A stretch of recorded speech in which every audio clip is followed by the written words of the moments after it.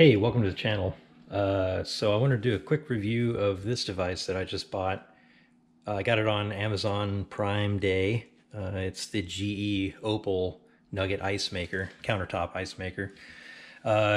Pretty cool unit. I've been using it for about 5 days now.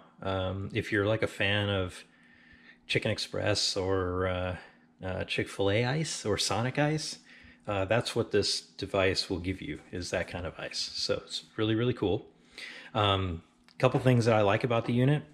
One of them is that it doesn't require a water line. I put it by the fridge hoping that maybe I can hook up a water line. I haven't figured out how to do it yet, but you see this tank right here? This tank actually holds water. You fill it up and it actually drains down through this area, collects in the bottom, and then I guess a pump takes it up here, freezes it, and then drops the ice down in there.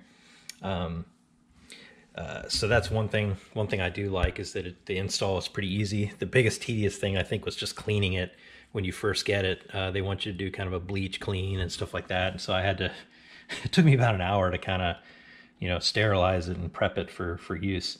But we've had this thing going, I guess, yeah, been about 5 days now. And everybody in the house really likes it. The kids like it, wife likes it, everybody likes it.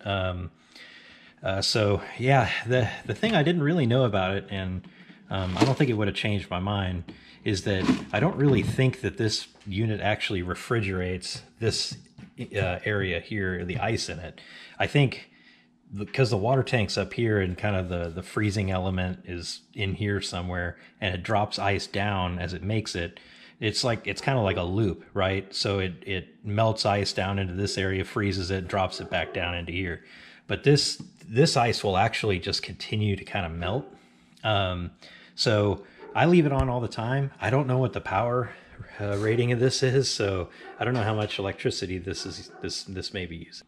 I don't know if you were a little bit more electricity conscious, which I probably should be, but I'm not. You may want to maybe make it, bag it, and then drain it to be a little bit more efficient. I just kind of keep mine on all the time, but that's just my choice here.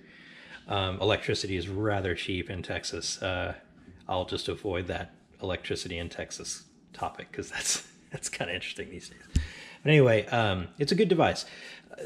A couple things that I've run into that may help people. One thing it's a little loud, right? So I'll turn it on here in a minute. One problem that I had was this tank comes off. Like the way you fill this is that you take this tank off right here, and there's a little stopper at the bottom. The one thing you kind of have to be careful of, notice I have this set up on the left side. In the back of this, there's this little tube right here. I think you can kind of see it. But there's this tube right here, and this tube hooks up to a little NPT port here. And this is what the water actually goes through, is this tube to fill up the bottom reservoir here. One thing that I did on accident was, as you can see, it's under a little bit of tension here. So you don't have much slack if you put the tank on the left like I have it here. What I did was I pulled the tank out to fill it, and I accidentally pulled it loose. There's nothing holding this on there. There's no clamp. So you probably want to do a clamp or something there. They don't give you one. But something to think about. You may want to put a clamp there, because what I did was I pulled this out. I was tired or not thinking, but I pulled it out and it ejected. It came loose. That tube came loose, and water was dumping out onto this counter here without me realizing, while I'm over here at the sink, like filling up the water. And so next thing I know, like water's hit my feet. So that kind of sucked. So just FYI on that. The other thing is just to be aware of with this unit is that it is loud. We're getting very used to these appliances like dishwashers and refrigerators that are getting quieter and quieter. This device is loud. Let me give you an example. So it's very quiet in my house right now. Everybody's kind of still sleeping, but let me turn this thing on and you can kind of hear how loud it is.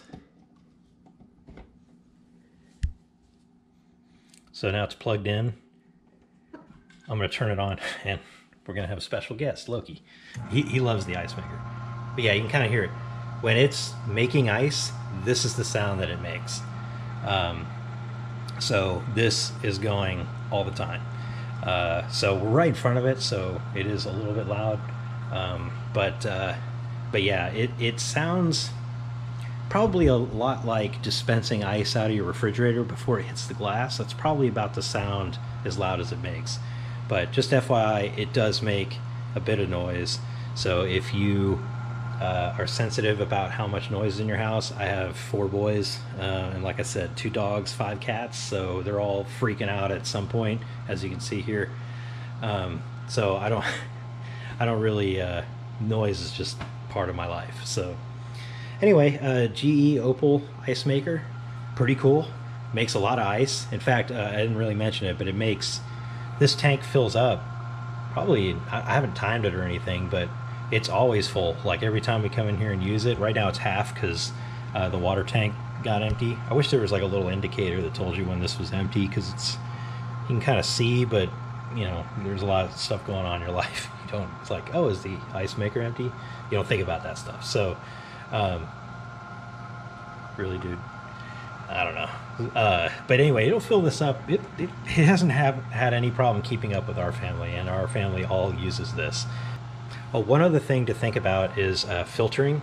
So because I'm filling this water tank up with water from the faucet is not filtered.